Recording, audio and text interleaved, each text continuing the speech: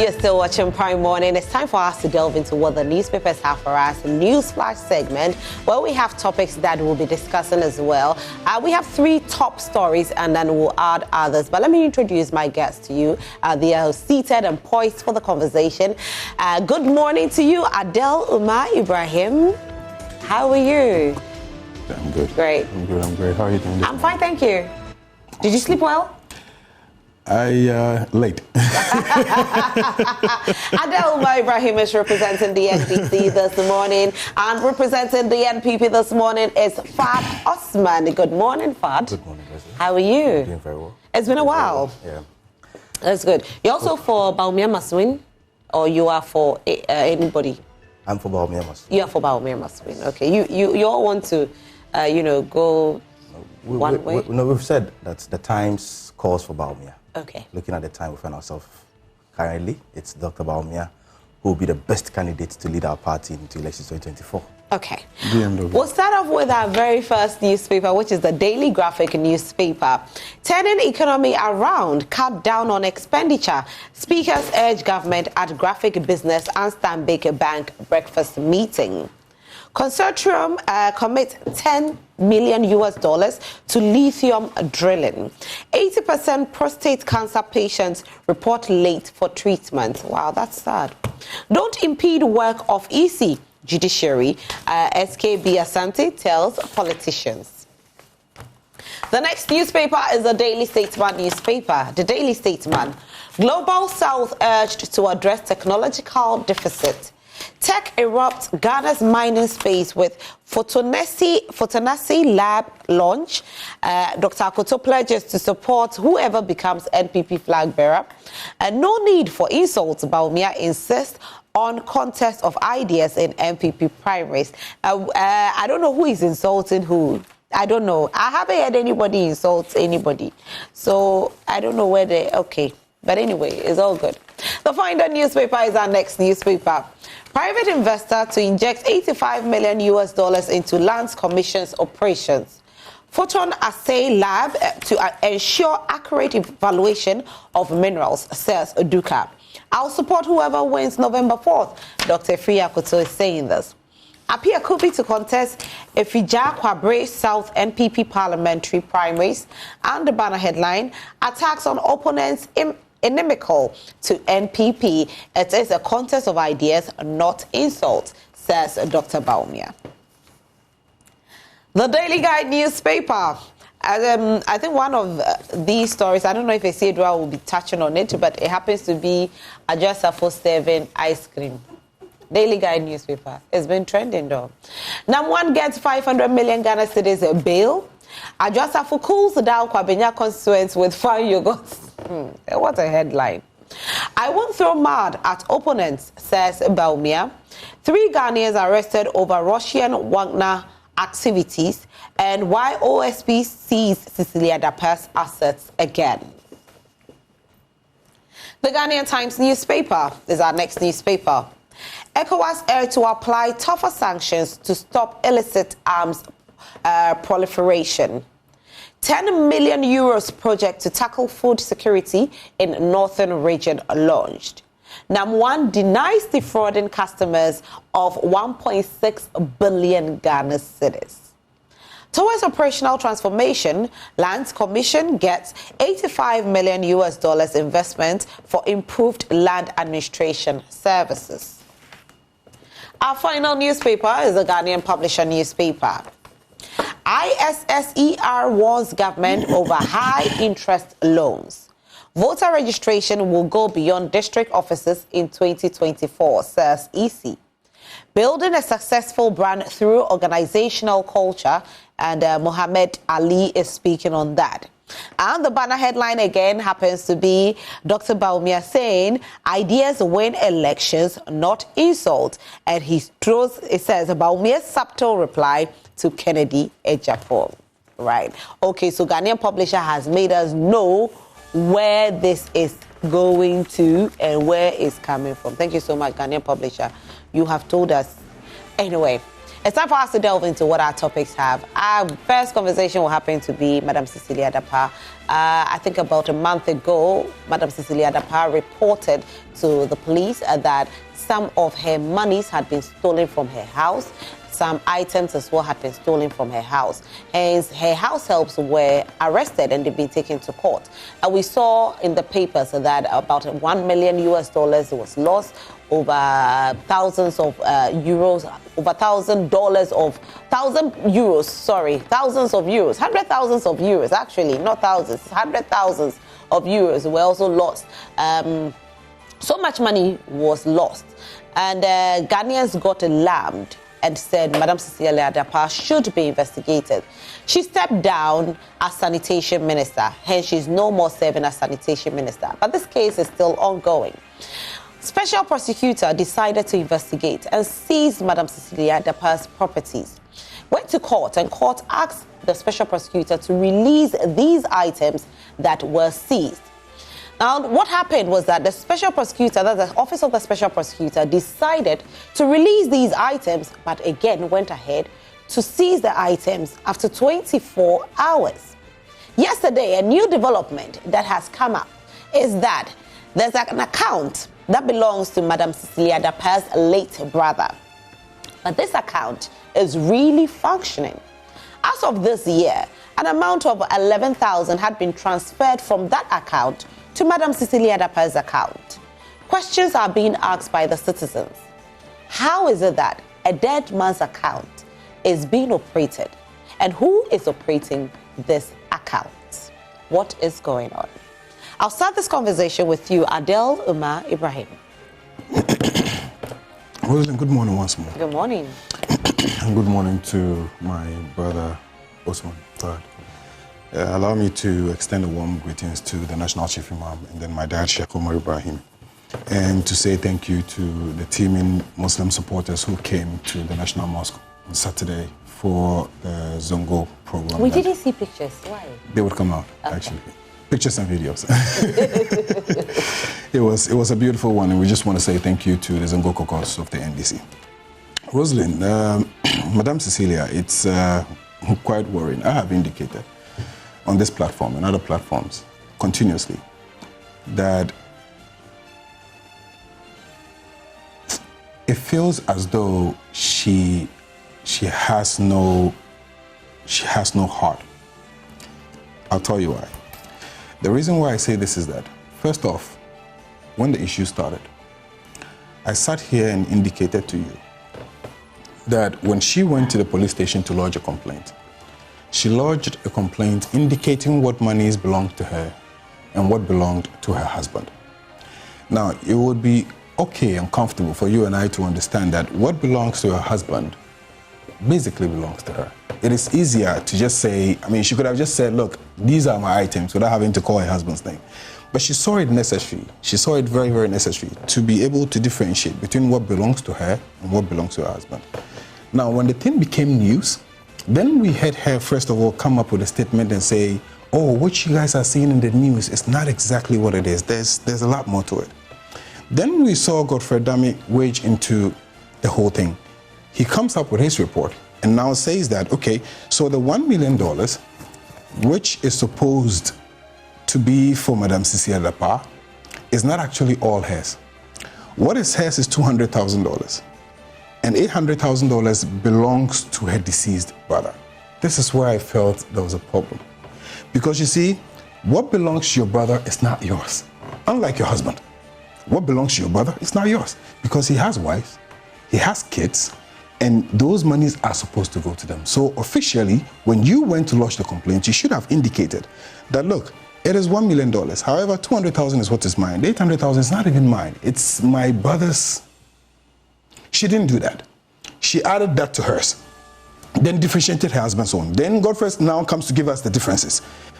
Then now we hear the man's wife come out and say, with her lawyer, come out and say, she didn't know. Yeah, says, baby, you know, so if we have $800,000, that's like life-changing, you know, because I'm here, look, my kids, you know, we need this. If it's ours, then we want the money back.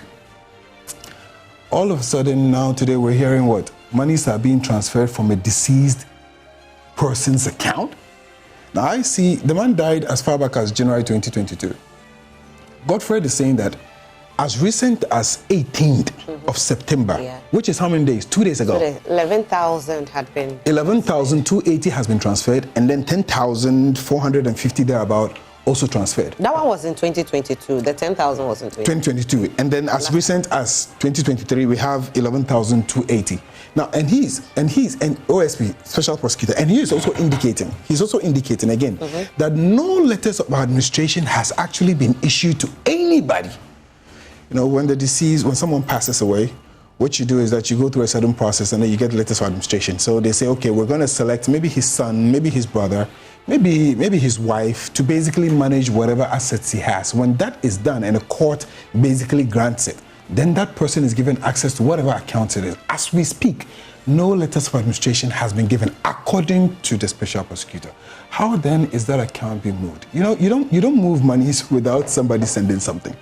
Unless otherwise they want to tell us that he was probably running an internet online account and somebody has the access and the codes and that person is basically doing it. But if that is the case, what is the bank doing? How does the bank allow transfers from somebody who is deceased if they haven't received a letter of administration? Doesn't make sense. And if the monies did actually move from their account, shouldn't they block those funds from moving out until the letter of administration has been given? Whoever is running this is actually major. And the woman is not making things easy for herself. You know, because there's already so much out there and all of us are complaining. Everybody is saying people are hustling, people are struggling. If you have this much money in your house, the special prosecutor went to court.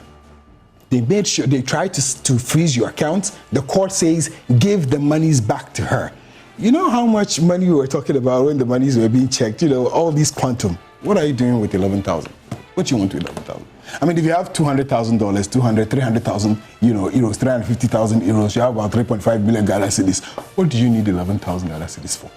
Like, okay, so this is how much monies were transferred. Now, September 19, 2022, an amount of 10,450 Ghana cedis was transferred from Madam Cecilia Dampare's late brother's account into her account.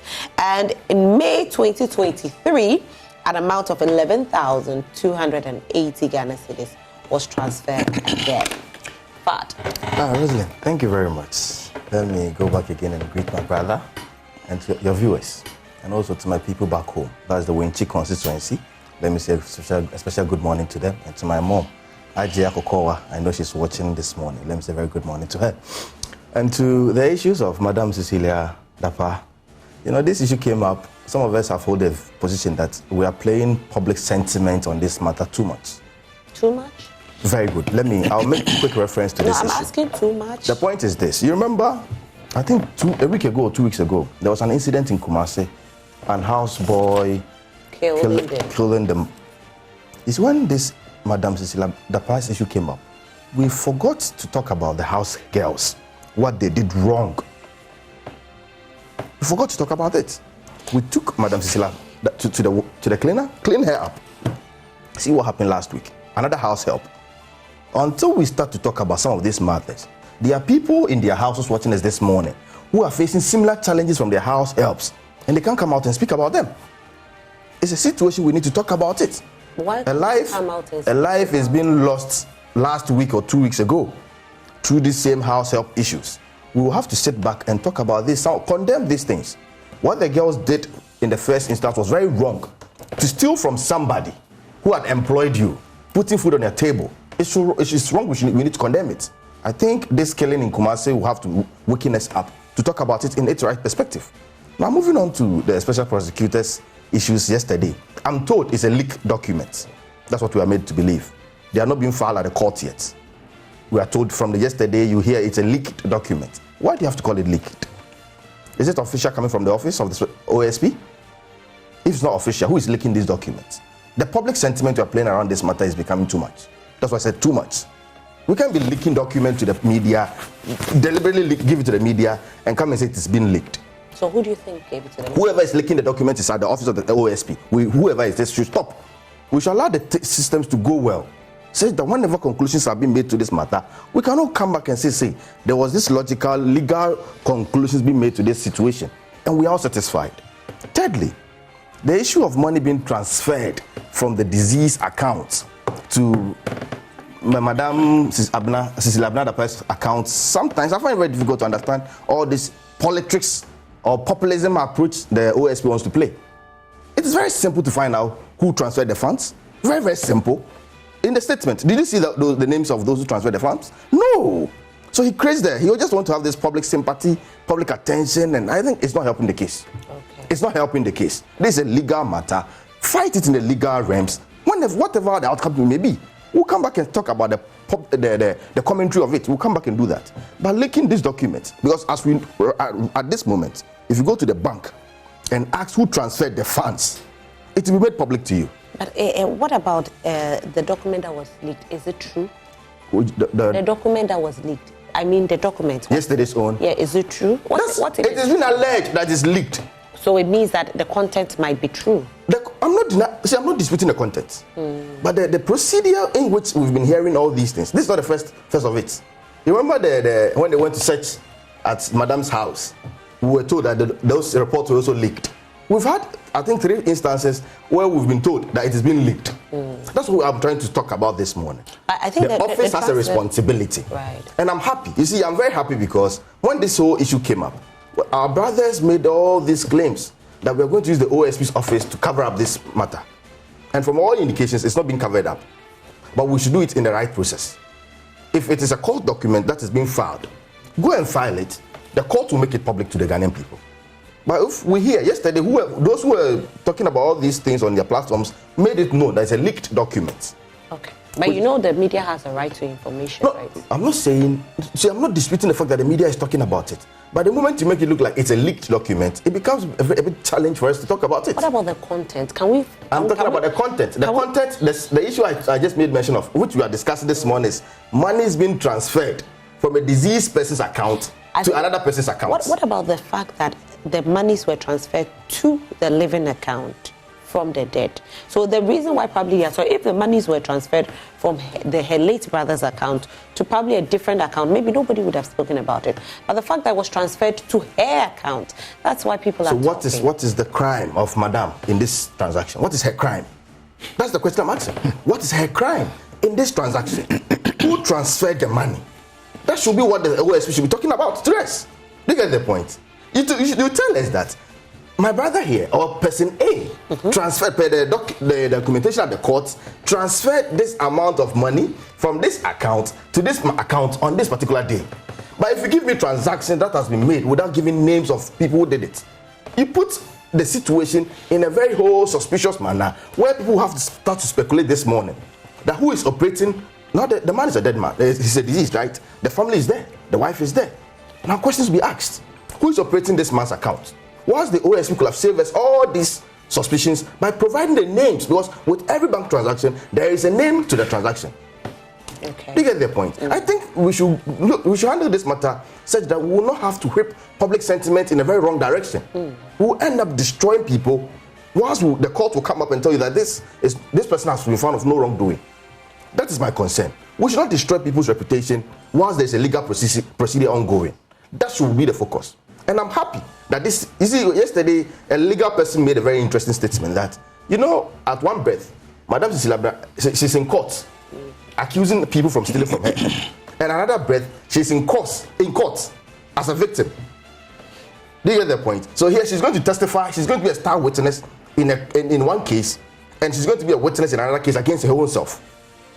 You see the situation here? I think it's a beautiful thing. But we should not think of public sentiment, how we're going to have the public judging somebody in a wrong space.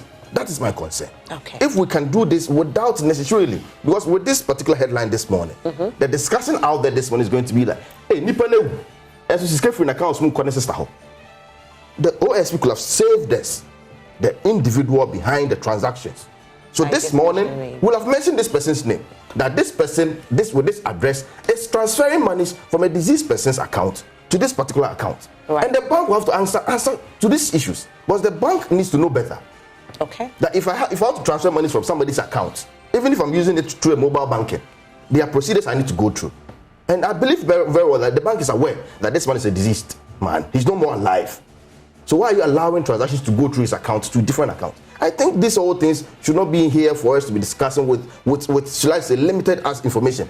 This is very limited information. You can't make a complete meaning out of it unless you want to judge the woman wrongly. Okay. Because money from a different account to my account, you can't accuse me of any wrongdoing in this situation. I think the banking sector probably will have to come out and answer a few questions. That is it. With regards to how a diseased account is still very active and how it's being operated and who can operate it. Is it that somebody opened the account and used a different name and that person has passed, but the person still has access to the account? Or when the person was dying, the person gave every detail to this person and said, take my bank card. You can go ahead and withdraw money anytime that you wish to withdraw. So the person has access to the account. But we are waiting for, probably we'll try and see if we can get a banking expert to speak on this and get to understand. I think Monday, I did some transaction in one of the banks in Accra. They even asked for your Ghana card for verification purposes. Yeah, now so they do. They do. So if a whole bank can allow a transfer, I think there are questions that needs to be answered. Okay, let me bring Adele in. Two items. Both of them can usually not be true. Your age, for example. You can either be 20 or 21. Or my age, 25. Or 25. Yeah. Football age? No, that's my real age. I don't know, personal Probably football age. No, you might, or television that's age. That's a real age. Well, This is the problem. OS will come in. She actually looks 18. Thank you, Adele. That's so, unlike you. I know. So See the camera? you're either They kept the camera on you so our viewers will attest. Yeah, they know that I'm 25. The viewers know. Sorry. Fad, don't worry at all. My viewers, they know I'm 25. Rosalind, you're either 25 or you're 24. Thank you, Adele. Okay. I'll gift you something this morning. Thank you. Now, both of them, we can't say you are 24 and 25 at the same time. So you can never have both of them to be true. But you can have one to be true and one to be lie, or both to be lies. See, Fad, why we're discussing all this conversation is because, first off, I have said, if somebody like Despite had $30 million under his bed, it's no news, though. Do you know why? He's not a public servant. He doesn't manage my taxes. I'm not paying him. He's a businessman, Ibrahim Mahama. He's a businessman. Kennedy Japan, perhaps we would say yes, he's a board chairman, for Ghana Gas and all of that, but still, he's not holding a major appointment within this government. And he actually is very effective in the media space. He has a Man FM. Exactly, and he's running his businesses. Yeah. But we're sitting here and we're talking about somebody who is a public servant with all these money stashed in a house. And today we're talking about somebody transferring money into that account. Remember this, Fad. When you go to the bank and you're going to make a transfer from your own account, when you go, you stand in front of the teller. She looks onto her screen and she can look at your face and then, confirm, like you said, and then take your Ghana card. If these transfers are ongoing, the possibility is that it is online. Because no bank, I can't go to, Fad's bank today and then go stand there, say I have his checkbook, or pick up a transfer, an internal transfer sheet, and then fill it in and go and submit. They would want to check the signature. They would want to check me, and be sure that this is me. So obviously, whoever is doing the transfer would not have to walk into the bank to do the transfer. That is why I said perhaps somebody has access to his details. Fine. Having said that, why is the money being transferred to Cecilia Dampare? Upon all the people the man knows, why Cecilia Dampare? Or maybe they've transferred some to other people's account, but because Perhaps. there's no investigation on No problem. this. Perhaps. So, Okay. yeah. So why her account? And I'm saying why her account, two things. First, we've been told that there are some monies belonging to her brother, which is with her. Who should be transferring money to who? Who should be transferring money to?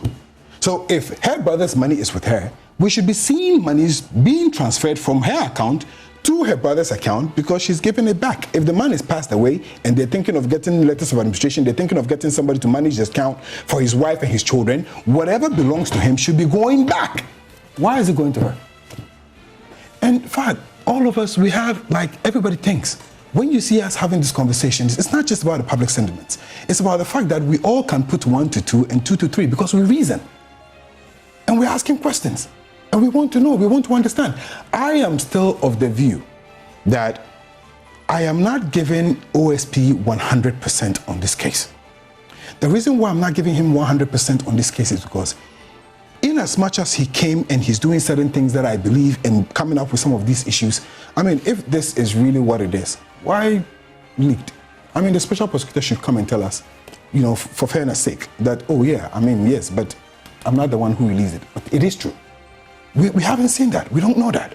And we're all sitting down, people are struggling and people are worried, and all these monies are being bundled around, people are just transferring monies, and then we're saying, oh, we cannot discuss it to a certain extent, you know, we'll end up damaging her. Why is money entering into her account? Somebody transfers money into her account. You think that as I sit here right now, $1 million drops into my account.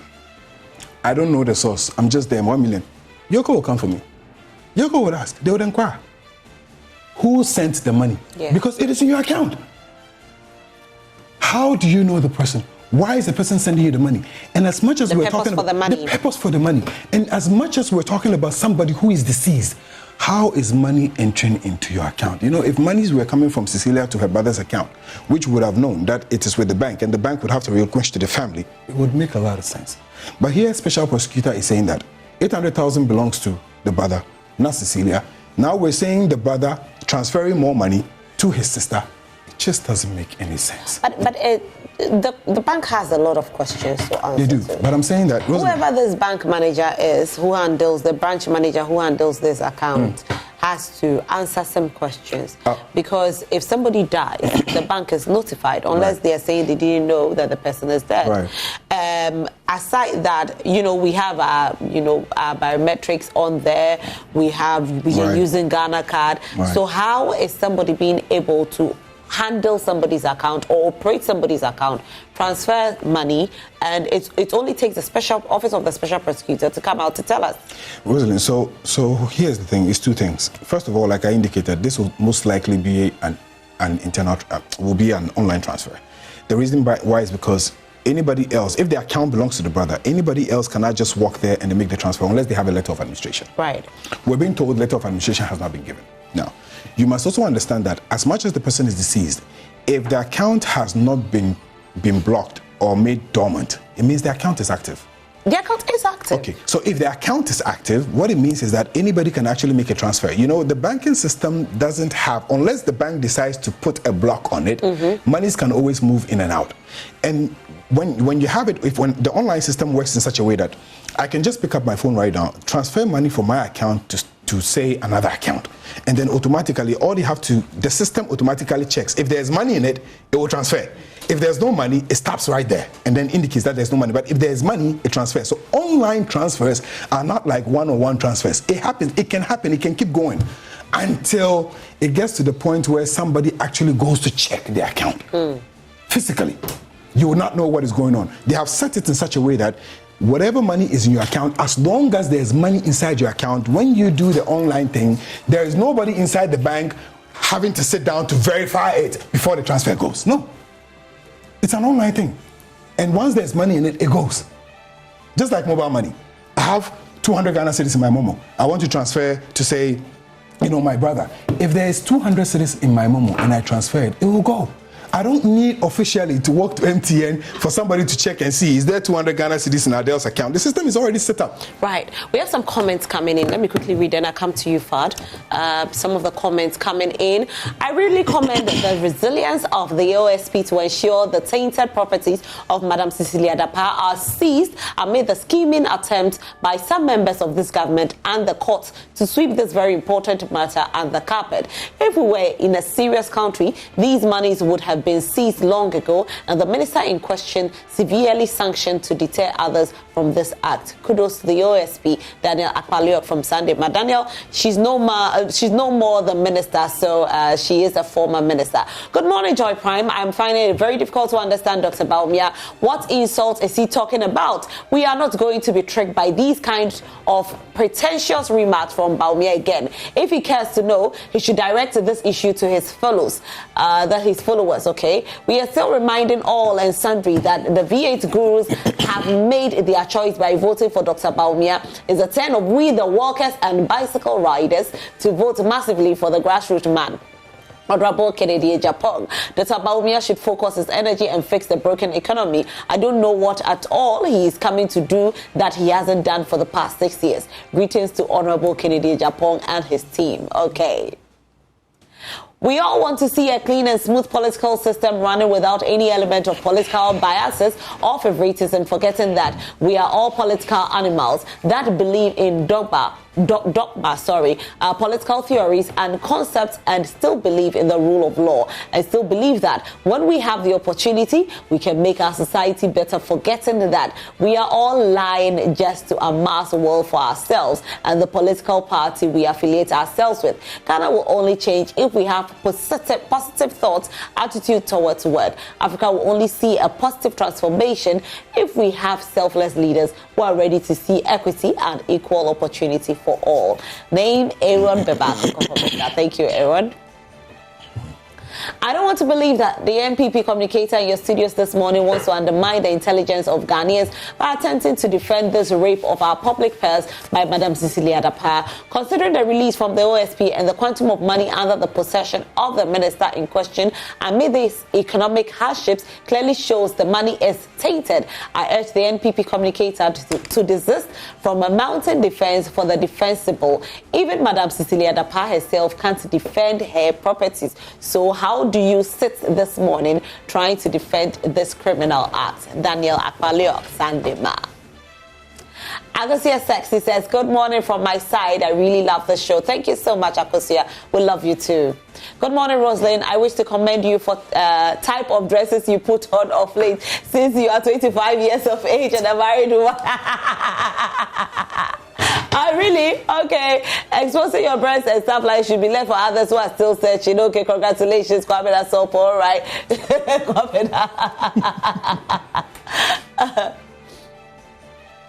All right, any more messages? All right, so you at home can also send in your messages to us and we'll read it. Well, Fad, you wanted to make a point. Yeah. You see, the issue is that I don't have all the facts of this matter. So where I sit, I cannot defend or condemn the woman. What I'm saying is that let's make the facts clear to the Ghanaian people. So whenever there is a conclusion to this matter, we wouldn't come back and say that there was something wrong with the judgment or the ruling that came out of court. That's what I'm trying to say. Because this is an issue of public interest. And as my brother indicated, if it wasn't to be a minister of state, we wouldn't sit here for, I think, 2 months now, discussing this issue back and forth. Probably because she's a minister of state, and we believe that she has influence, and probably that influence helped her to amass some of this wealth. It could be right, it could be wrong. But let's allow a fair processes to go through. So whenever a conclusion is made, we will be satisfied. See, let's not forget that just because there's public sentiment, that means we should condemn the woman. But what do you think about the monies that were taken from her home? When you heard this as a Ghanaian, do you have $1 million in your house? I wish I had $1 million. So when you heard it, now let's drop the party colors for the two men. Let's drop it. Let's speak as Ghanaians. When you heard about it, how did you feel? Rosalind. We dropped the party color for just 1 minute. Please, don't. Oh, please, if that's very unfair comments. Oh, no. But we are here representing. I get you. But that's, I'm just saying we have our own opinion on I get you, but I'm just saying that, just now, Rosalind, as a Ghanaian, when you heard about it, how did you feel? Rosalind, my major challenge was that we find ourselves in a period where we are all saying that one of our challenges we are facing as a country is our forex, the exchange rates. Well, we've been talking about this every day on television and radio. Now let's try and deal with our exchange rate to at least help bring the suffering of Ghanaian. Because we believe very well that when the exchange rate goes up, it affects everything in the country. So at the point you hear an individual, we were out there urging everybody to bring their dollar out to help stabilize the situation. So at that point you hear a minister having such huge of dollars in the room. It's very worrying. That's my worry. Okay. But as to how she acquired the wealth, I have no right to judge her on that. Until the laws proves that these monies were acquired through ill means, I have no moral right to judge her. Because in this country, we have people with huge amount of monies in their rooms. My only concern is don't keep this dollar in your room and allow the economy to suffer. Because the more you hold the dollar, it affects our exchange rate out there. And as a result of that, it affects every single thing in the country. Right. When I heard the story that these monies were in her room, that was my major worry. Because we need enough of this dollar in the market to bring the exchange rate down. So keeping it in the room to an extent, I felt she was hurting the government in terms of our fight against the holding of dollar. Right. I think that's the only concern I had over there. Okay. But as to how she acquired the money, I think if we want to go there, then we have to go back and ask people how they acquired their monies in this country, which I think we will not get. Is it not right to find out from a public servant who people queued to vote for you, some people even lost their lives to put you in power, to serve them, have this amount of money in her home questioned? Rosalind, I'm a private individual, right, citizen, but yet I'm in politics. I have my private life before politics, and I wish to continue with my private life. If opportunity comes someday to take up any public office, I don't think because I've taken a public office, I had no life before. Okay. Do you get the point? I had a life before public or politics came in. So we should not conclude that just because an individual is a public official, they have no right to make money before joining politics. Or make money. As my brother indicated here, Honorable Kennedy Japan, he's a strong businessman, a very big one for that matter. He's in politics. His businesses are still running. Monies are still coming in. Okay. Do you get the point? So I think that we have a law in this country that governs our politics and public officials and how to declare their asset. I think we should go back to it again. Just take a look at it again. See how best we will not allow declare their assets before taking up public offices, such that within the space of that 4, 5, 8 years, if you acquire any wealth and we think it's suspicious, we investigate it. Okay. Than to conclude and box everything together and say, see, this case is not. I think this case is just beginning. But to be very honest, we've already condemned the woman. We've made her look so guilty that whatever ruling comes out of beyond that, Ghanaians will just come and say, you see, judiciary, you can't hear no matter you. Well, I think that is what we need. The issue is the point. The commentary needs to be measured such that whatever ruling comes out of the case, Ghanaians will just sit back and say, okay, fine. But the president himself. The president is the boss. That's the boss. Yeah. So what's wrong with my boss? Anyway. Your boss, what is wrong with your boss saying that he believes that at the end of the day, you know, knowing her and knowing how she is, baby, he never said that. He said he's hoping. My brother. No, he didn't say that. It's early morning breakfast propaganda. It's not fair. It's too early for propaganda in the morning. Men's Gold Saga, Men's Gold brouhaha. About 6 years ago, Men's Gold had to be shut. Well, before even they were shut, the public that were saving at Men's Gold or investing in Men's Gold were warned that Men's Gold didn't have the license to operate in gold. Neither did they have the license to operate in the kind of investment scheme they were operating in. But some people did not adhere to what BOG was saying and still went ahead to invest there. 6 years ago, Men's Gold was shut. NAM1, popularly known, NAM1, actually was taken to court.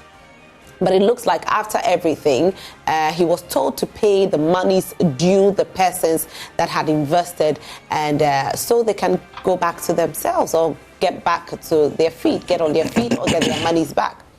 And NAM1 actually came out on social media to issue a statement that if you want your monies, you ought to pay a certain amount of money before you get your money. He went under backlash. Attorney General decided to step in, fired him with 39 counts. So now he's under suit with 39 counts. Now he goes to court and pleads not guilty. He's on a 500 million Ghana cedis bail. But he's still pleading not guilty.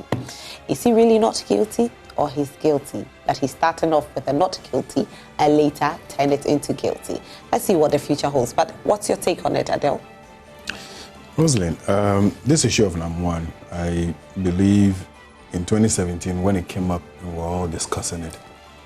We spoke about the details and his affiliation to the ruling government, and we thought that it may be a bit difficult to really get to the end of it. We know who his mom was. You know, she used to be an organizer within the Kasua fraternity, you know, for the MPP. We also know that, you know, at a point in time when things got messy, there were certain people who were basically defending him openly. But you see, I've always said, Rosalind, it is not the crime that is the problem. It is how you deal with the crime that is the problem. When you go to democracies like the United States and you get to places like the UKs and, you know, the Europes and the likes, crimes do happen. It is the fact that they are being dealt with swiftly. That is why, to a certain extent, it helps them. And then we all say, oh, their systems are working, their systems are working. If I go out there and do something which is unacceptable and I go unpunished, another person takes it from there and the person goes unpunished, then what happens is that at the end of the day, everybody feels comfortable to just do whatever it is that they want. It's been 6 years since 2017. 6 years. People have lost their lives. People have lost their investments. People have basically, there are people who said they actually even borrowed, you know, who have had to sell their properties just so they can clear it. It's been 6 years. It's been left off the hook to an extent that now you owe me money. But then you have to be, I have...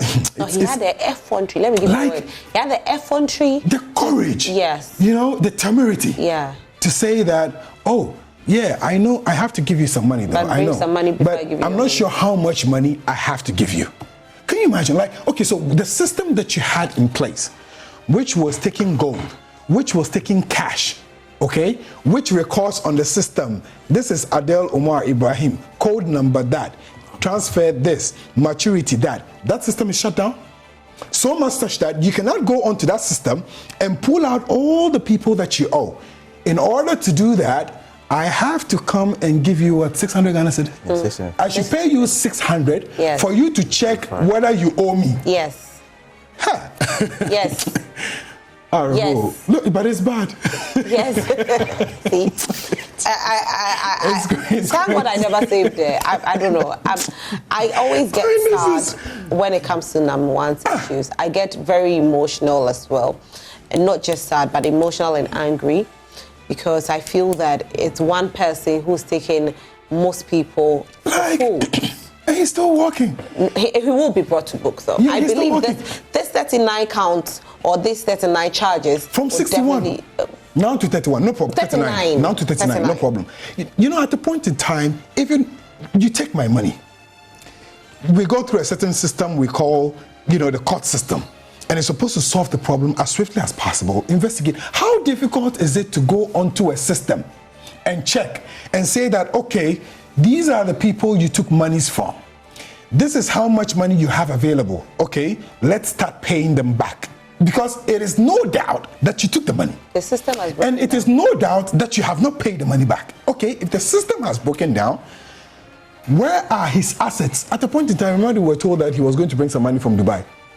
You know? Where is it going to? Yeah, they said there was money he took. He actually invested in Dubai, and he and his partners, they are trying to. I think people will be happy. Like, I think people will get. I won't say happy, but people will be more settled if he's found guilty. Yeah, I mean, look, millions of people, hundreds of thousands of people. It doesn't make sense.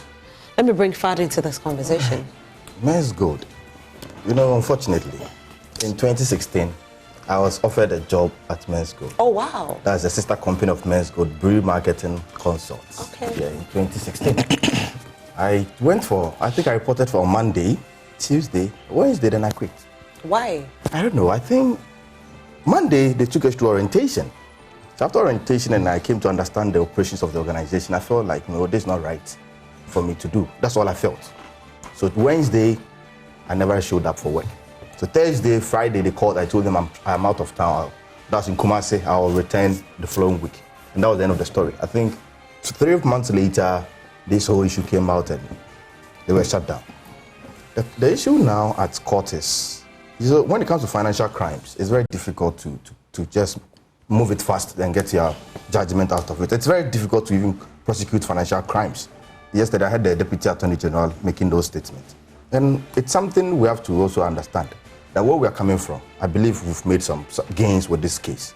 Looking at the new charges and how yesterday the Attorney General even indicated that they're going to ask for a daily trial. A daily trial. Finally. They are going to ask for a daily trial. So every single day, the case will be called on, such that they will make some progress and make it quick for Ghanaians to have some relief.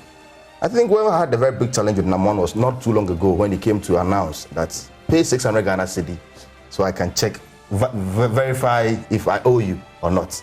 I think that was the biggest insult he will have given to the Ghanaian people. After all he had made Ghanaians go through, where we had people who lost their lives as a result of their monies being locked up at Men's Gold. I think he has taken Ghanaians for granted for too long. And where he finds himself today, let's see. I believe, I'm not a lawyer, but then I believe in legal systems where people have to come and argue over the facts and evidence presented to them, conclusions will be made, a ruling will be made out of it. We'll come back and understand it, that this is what happened, this is the outcome of it, we move on from there. But I'm certain, I'm not here to judge him, I'm certain that by the end of the day, Ghanaians will be relieved. And what is important is how can we get back this money to its rightful owners? That's my concern. Not putting him behind bars or whatever it may be, but how best can we? But does he have the money? Well, that's the thing. No, does he have the money to give back? Because yes, there's one thing saying that how best we can give the monies to the people, but does he have it? Well, let's see. The court will tell. Does he have, if the moment you make a conclusion that the money cannot be found, then clearly. No, it's a question. I am very certain that whatever procedures or means we'll go through, even if they can't get entirely 100% of their monies, if they're able to get something out of it, it's been 6-7 years now. I think they will just consider it as a one of a lottery, because 7 years he thought the money is gone, and he's been called to pick something. I think it's fair, but to the impunity at which he does his things makes me wonder that what is behind him, who is behind him. These are some of the questions we've been asking for many years. We've had no answers to them. I think this court proceedings was going to unveil a lot of issues for us to know who was truly behind him, who were the people who he was working with. It has been Namwan alone all this while, because he's the CEO. Probably there's a board who was also in charge of some of these directions of the organization. We should also start asking questions about what they were doing as board members on such an organization. What was their contribution? What were their contributions towards the direction of the organization? I think some of these questions need to be asked, and some of these individuals need to be called to answer questions. Because Ghanaians, this is a situation where at the large scale, at the highest point, Ponzi scheme, right? We've seen the DKM in the past. Oh, we've seen so many. But this was at the highest point. This is the highest point of all the Ponzi schemes we've witnessed in this country. You get the point? So I think we need to look at it very well, find a conclusion to this matter, and I'm happy the Attorney General is not sleeping on this matter. They've worked ahead very well from 61 charges now to 39 charges with money laundering and all kind of charges. They should proceed this case to the final conclusion. Probably whatever conclusions come out of it, Ghanaians will understand and will accept it that yes, Namwan was found guilty of these charges. This is the punishment meant out for him. And if there is any monies to be refunded and government can get those money back from him, we should do that. Right. Now, on the 1st of October, I'm excited about the grand finale of a Big Chef cooking competition. And the schools that have made it to the finale, I want to tell you that if your school is there, you ought to vote. Now, Big Chef Tertiary grand finale is coming from the Volta region. So this time around, we are not limiting it to Greater Accra. We are going all the way to the Volta region. So if you live in Volta region, this is your time to shine. Be there and be a part of it. It's specifically Ho Technical University campus, and it's happening on Sunday, 1st of October, like I told you earlier. You have a 40% say in this. So it's not just the judges saying it, but you at home can also vote, and your vote has 40%. So if you want your favorite school to win, go ahead and vote for your favorite school. Now, this is the way that you can vote. You can dial star 713 star 20 hash, star 713 star 20 hash, and you follow the prompt. Now, there's Takoradi Technical University, there's Kumasi Technical University, and there's Ho Technical University. So you follow the prompt and you select which one you want. Let's take us through it again. Star 713 star 208 hash. Add your favorite school. Is your favorite school Takoradi Technical University? Is it Kumasi Technical University? Is it Ho Technical University? Well, the vote lies with you. So vote for your favorite school. And who do you want to win? Vote for that school to win. So if the school that you want to win is Takoradi Technical University, vote for them. If the school you want to win is Kumasi Technical University, vote for them. If the school you want to win is Ho Technical University, vote for them. Your vote counts, so don't say that it's the judges. Your vote counts. Start voting now. Big Chef is proudly sponsored by Indomie, You Fresh Drinks, Frito Cooking Oil, Fortune Rice, Syntex Tank, and Trinity Oil. Big Chef Tertiary, the kitchen has no boundaries. Joy Prime, your ultimate experience. We hope to hear from you. We want to see your vote. We want to count your vote. Tomorrow, let me tell you about tomorrow. As you vote, now tomorrow, this is what we're doing. You know tomorrow is Kwame Nkrumah's birthday, right? What do you know about Kwame Nkrumah? Adele, what do you know about Kwame Nkrumah? I mean, what were you told in school? Ghana's savior, you know. Ghana's savior. I mean, if I have to just speak to that man, I'll just say it in plain language. He was that man that sought to solve issues now rather than wait tomorrow. Okay. And I mean. What's Kwame Nkrumah's hometown? Kofu, yeah. Okay. Fad, what's your fondest memory? Or what were you told in school? Well, I think social studies, right? Yes. What's Kwame Nkrumah's shoe size? Oh, that's a serious question. So tomorrow we're actually having a quiz here. Okay. You are? Yes, we're having a quiz. So we'll be asking such questions. I believe tomorrow is 21st, right? 21st. Yeah, 21st, yes. yeah. So we'll be doing that. President Akufo-Addo. You couldn't tell us Kwame Nkrumah's shoe size. You didn't get a score for that one. That's a very serious question to answer. I believe. What's his favorite food? I believe questions like this, Sami and Nkrumah will be the best person to give answers to. Who can answer? Well, I believe yes. It's a public. Some of these are public information, which can easily be right. Yeah. We'll do that tomorrow, so you ought to stick with your television set because we'll be having our quiz, and our quiz master is Nathaniel Atto. Oh. Yes, he's the quiz master. He'll be questioning us like, yo. Come and see Edu and myself competing. Like me, I don't come with shoe size. But I won't tell you. I know it's favorite food, but I won't tell you. But we'll ask the questions here, so join us. We're still on the news flash segment. Now, 40 persons in the police have actually sued the IGP for refusal of promotion. They're saying that their promotion is due them, but the IGP didn't do anything about it for them to be promoted. But the lawyers of the IGP is also saying that it's not his mandate to promote those people. Those people are promoted by a committee, hence he's not guilty for this. But the persons are still insisting, and so this case is in court. Let me come to you. Who did we end the first one with? You, Fad? Yes. So let me go to you, Adele. Your take on it.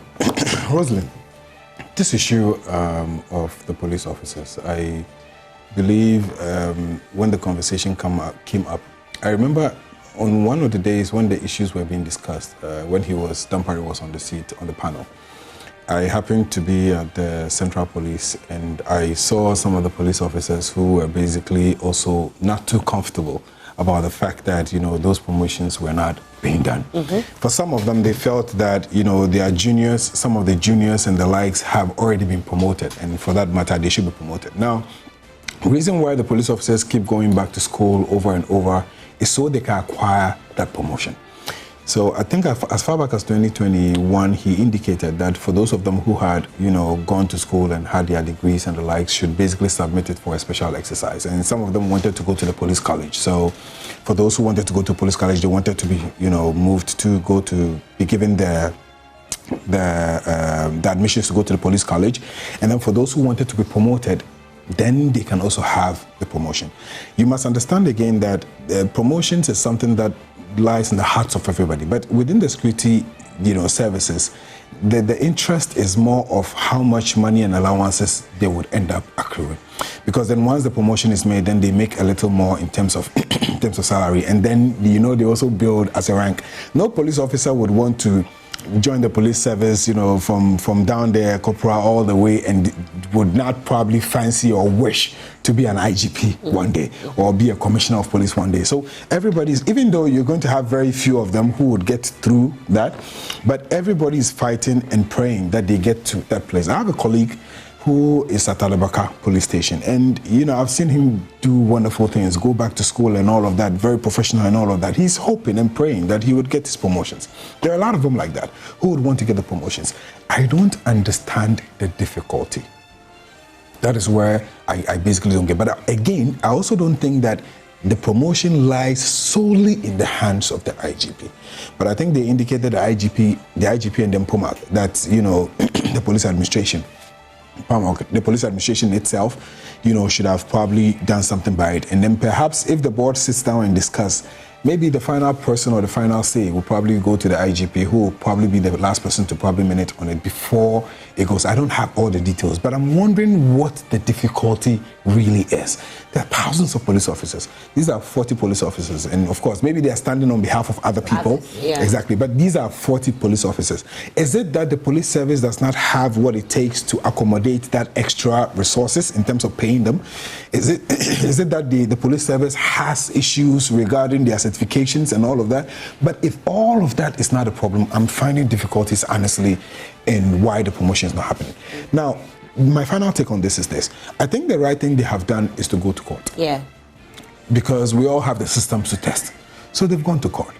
I am only praying and hoping that this act of they being strong enough to fight for this thing they're looking for does not go a long way to worry them or create problems for them within the police service.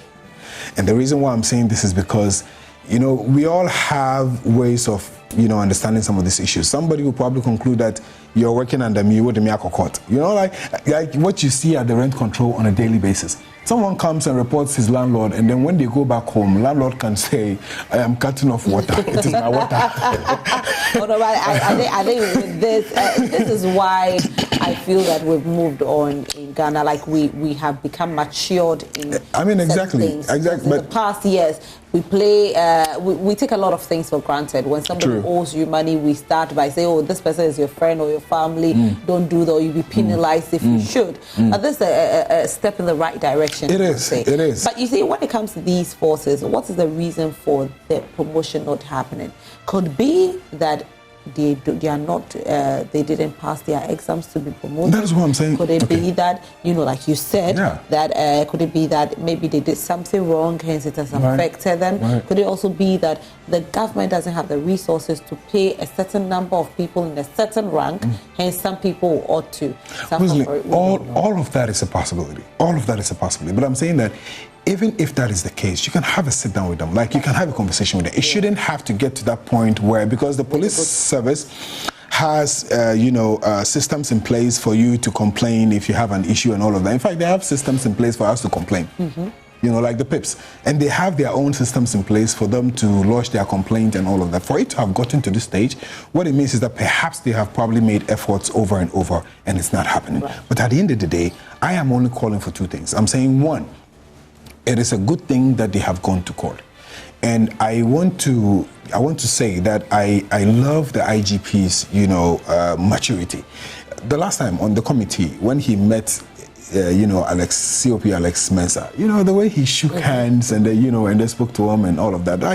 The guy said stuff about him, but he was mature enough to just play around the carpet. I'm praying that is who he really is, and it wasn't just for the camera. And for that matter, these 40 police officers who have put their face out there would go through the system peacefully and would not have issues, in their respective places. But other than that, I think the promotion will be given to them. Fantastic. Pat? Well, public antics or public perception is very, very important. Not too long ago, we watched on television some police officers who had this Bugri Nabu tape issue. We've heard rumor within the police service. We have friends there who tells you that there is this new crop of officers who have been referred to as Dampare boys. Yeah, I heard it too. This is a very serious... Have you heard about it? Dampare boys in the Ghana Police Service. You see, we have police friends everywhere. We have a lot of them. Because I remember there was an issue that happened, and I went to speak with a police friend, and he said, oh, if it's the Dampare boys, then that one is a different issue. Why is that so? You see, it's something that is really tinkering the police service. I think we should look at it again. So when you wake up and see these things, you get worried. Because we've heard allegations, as I said, allegations. I don't know how true they are.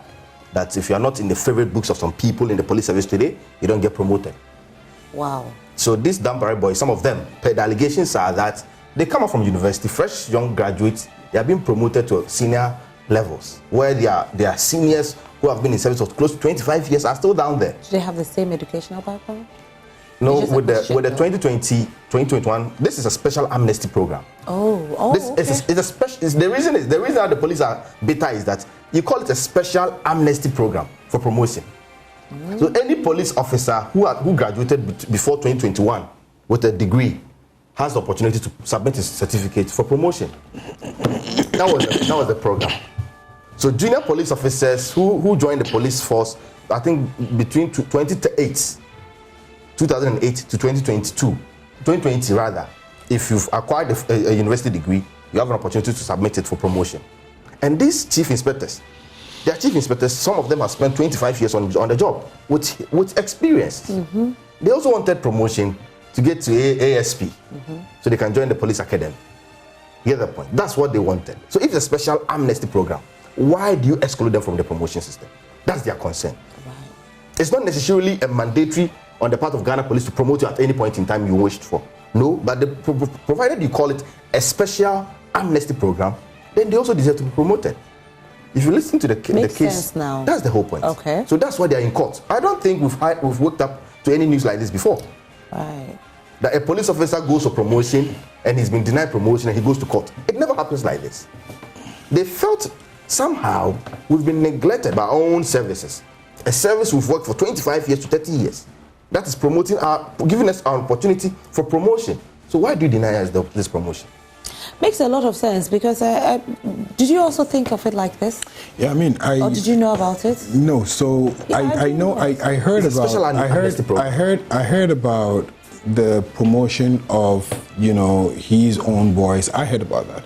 In fact, like I indicated to you, on that special day when I was at the Central Police, one officer indicated that the police officer who was sitting on the committee beside Dampare was one of those boys who was actually promoted, and he's not really been in the service for that long. Wow. So yes, people have concerns and all of that, but I'm saying that the police service needs to do all of us some good and explain at least why these promotions are not happening. We need to understand this. Can I understand something? Since you have Right. a lot of friends, Right. the ones who have braided their hair and they are wearing durags and earrings, who are they? Well, I believe they are special police units for a special purpose.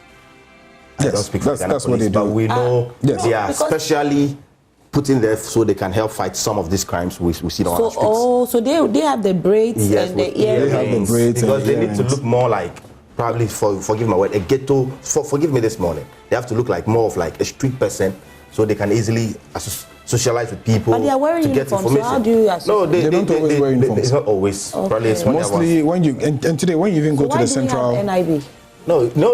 These are more investigative, and it's more of an investigative yes, body. why do we have But this NIB? one is to stop a crime as it happens. They are in the areas. They are within us. See, we meet them every day. They move within. Has get it the always point. been like that? No, it was introduced It at the allows the point. police service has the opportunity, has the privileges to do such things, to fight crime. Okay. The point is to fight crime, but they have no. I believe, yes, we live in a society where stigma is very, very important.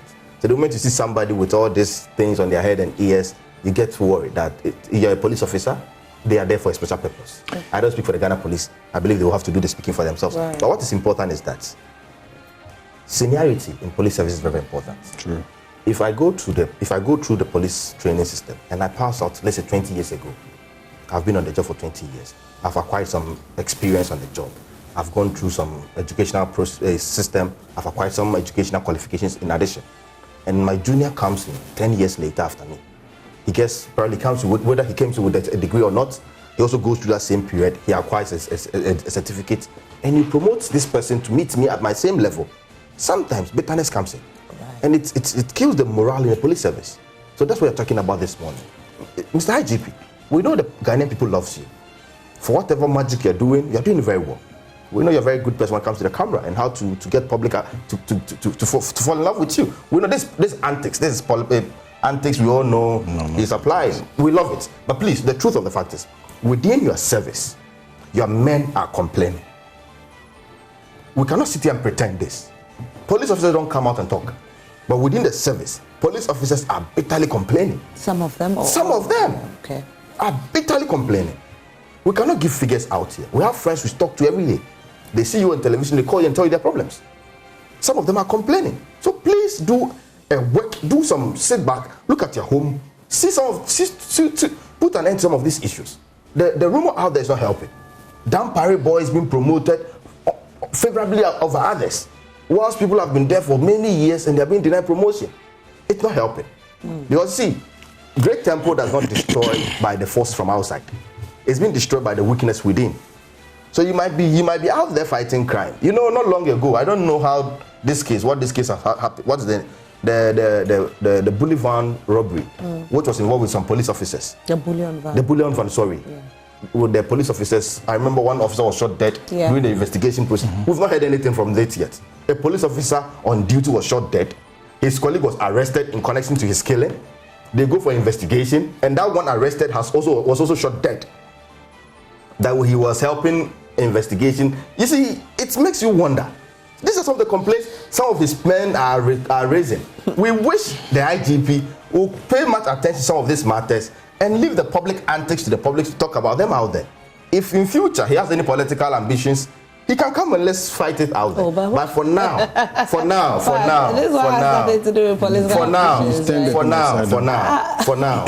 there are 40 police officers who had come out. There are more of them. The fear is that if we come out and after this this legal battle, be victimized. So they are keeping quiet. Please, IGP, we are begging you. We've heard their case. The response from the IGP is that he cannot promote anybody above a chief inspector level. That has to do with the police council. That's what his. And this is a special amnesty program. Okay. Please, let's not confuse this with a normal promotion exercise. This is a special amnesty program you initiated to help promote your men. So why do you deny these 40 men? Okay. That is the question. President, as much as I agree with Fad regarding the bitterness that is forging within certain members of the police service, and the fact that I agree to an extent that yes, it is a hierarchy kind of thing, and so when you come in, seniority really, really matters.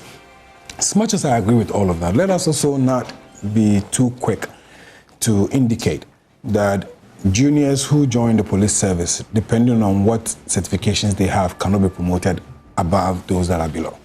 You see, we must understand that you come into the police force with a certain skill. There may be young people who have joined in and perhaps have academically, they've probably done way better. There may be people who have been with the police service, who have been there for 20, 25 years and haven't probably pushed themselves, that much.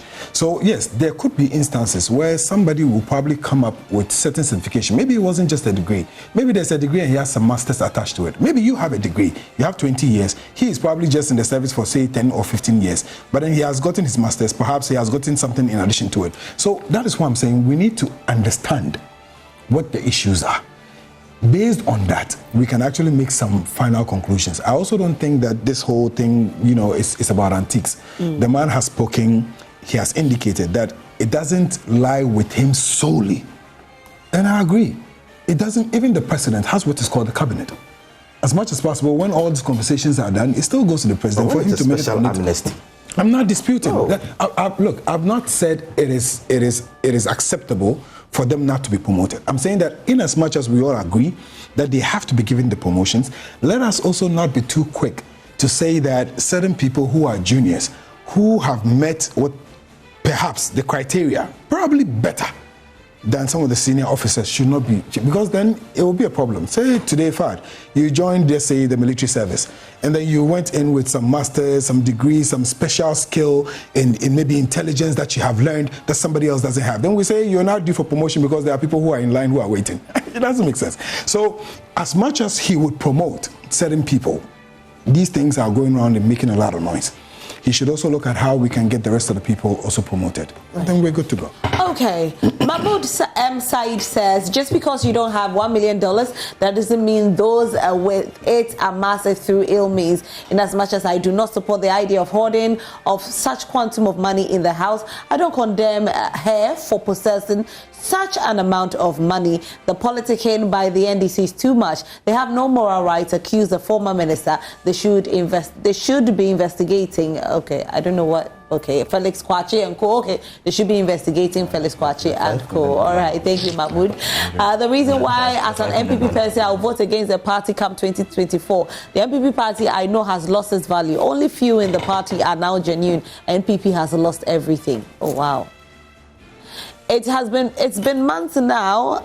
Let the OSP tell us who the money is for, or if Cecilia Dampare has stolen money from the country's account. Thank you. All right. Good morning, Joy Prime. In fact, I like the way the NDC man is bisecting and dissecting the issue. He should do same when it comes to their turn someday. I hope they won't say it's a witch hunting. Nana Aguna Swedu. All right. I've always said this, and I stick to the things I stick to because I want to be able to speak freely tomorrow when the NDC comes to power. And I also want to be able to play back my videos, you know, some 5 years from now, 6 years from now, to say, okay, yes, I did say this and I said them based on merit. I just like to stick to equity and fairness, and it makes things easier. You know, once you stick to that, it just makes things easier. You know, so. Anyway, thank you so much for being here. We are super grateful. Thank you very much. Thank you very much. You want to say something finally before you? Yeah.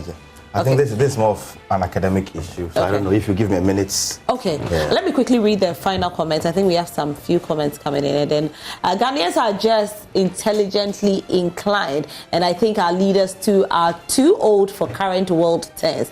Ghana is a joke. This is from Ahinkan. Hi, good morning, Madam Host. My name is George Koite. You are doing a good job this morning, but NDC guy lie about what the president said about the sanitation minister. Lie still. I'm sorry. Okay. I'm sorry for that. All right, next is the NPP man a real Muslim, considering his defended Cecilia Dampare? That's too much. Oh, wow. All right, good morning. The issue under discussion is very sad. We are all aware that our economy has torn apart. The bomb share is dropping gradually. We are aware the NPP ministers have stolen the country's money and have shared amongst themselves, but because they will be questioned when they deposit their share to their various banks, Madam Cecilia decided to keep her own. Wicked people. I'm Abdul Majid. All right, Abdul. Alaji Hamza from Pig Farm says, Madam, Ghanaians have every right to know the source of public servants because they are being paid by the poor taxpayers' money. Is it not sad for us to be told that the dead brother of Cecilia Dampare's account still send monies to her? In my opinion, all political office holders' house must be searched, and I'm sure a lot of dollars and cedis will be found.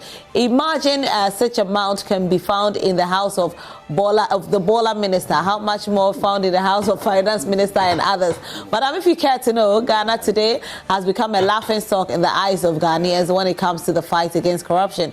Truth be told, President Nana Addo and NPP government has failed big time if the fight against corruption, okay. They lack the political will to do so. God have mercy, and indeed the future is pregnant. Okay, pregnant with a boy or a girl? Fadi wanted to say something, so we go. You okay? Oh, no, right. That comment. No. This is more out of what we discussed. You know, tomorrow is holiday. Yeah. And with my group, that's at the University of Ghana Business School, at the Department of Marketing and Entrepreneurship, we'll be having a walk with our professor. Okay. That's with Professor Mahmoud tomorrow. So I know my colleagues are watching. Please join us tomorrow, 6 a.m. at School of Business for a walk with Professor Mahmoud on academic issues. This is more of an academic walk. This is academic. You know, some messages are still coming in though, so let me quickly do it. Hi, I love your show. We love you too. Long may you remain 25. Amen. Yes, I am still going to remain 25. The argument of the NPP spokesperson should trouble every Ghanaian. First point, as a private Ghanaian citizen, you still should be able to explain where you get your money from. Second, if you become a high-level politician, you should declare your assets before taking office. These two conditions do not appear to have been satisfied in the case in question. The NPP man is also concerned about what is being reported in the media about the case. However, whilst there is a presumption of innocence, the prosecution also has the right to make their case. This is no difference from Cecilia Dampare taking the house helps to the police when they believed they had when she believed they had stolen her money. I wish Ghana well. TH from England. Thank you so much, TH. Super grateful. Rosalind, promotion is not automatic in any properly run organization. There are a number of factors that must be considered. Number one, there must be a vacancy. 2, ability to pay, that's the budget. 3, meet the minimum criteria for promotion. 4, performance. This is coming from Mola, and these were some of the questions that I was actually asking. This police issue is happening in most government institutions. These problems include political issues, financial issues, and mafia work. It's happening in the health sector as well, from Ahinkan. All right. That'll be all. Thank you so much, gentlemen, for being here. Super grateful. But tomorrow you have to watch the show because we'll be having our quiz session. Fad couldn't tell us Kwame Nkrumah's shoe size. I would actually go and research. You research shoe size. his shoe size. I think I need to watch tomorrow. You have to watch. Yeah, I have to watch. So tomorrow with my work, I'll be watching alongside my work. Please do so watch. At least I'll get to know. Yes, you have to. And also, if you want your favorite school to win the Big Chef cooking competition, I'm talking about Kumasi Technical University, Takrady Technical University, and Ho Technical University. Which is your favorite? You ought to cast your vote. Now, your vote stands 40% helping whichever team you wish to win. Now, I'm talking about how do you vote? We vote by dialing *713 *20 hash. *713 *20 hash. Follow the prompts. The names will pop up, and then you select which of the schools that you want. So *713 *208 hash. *713 *20 hash. Select your favorite school to win. Okay. Hey, 208. Why do I keep saying 203? I actually think it's 3 coming out of my mouth. Wow. *713 *208 hash. *713 *208 hash. Select your favorite school to win. Is it Kumasi Technical University, Takrady Technical University, or Ho Technical University that you wish to win? Go ahead and vote. And it's actually going to be brought all the way from the Volta region. So this time we are going to Ho. We are setting up at Ho. If you live in the Volta region or if you live in Ho, come. We want to see you there. Let's all do this together. We have some, artists coming through to perform and all of that. It's going to be a great show, so you have to be there. And I want to say a very big thank you to all our sponsors for coming on board. To our sponsors being Indomie, You Fresh Drinks, Frital Cooking Oil, Fortune Rice, Syntex Tank, and Trinity Oil. Big Chef Tertiary, the kitchen has no boundaries. And of course, proudly brought to you by Joy Prime, your ultimate experience.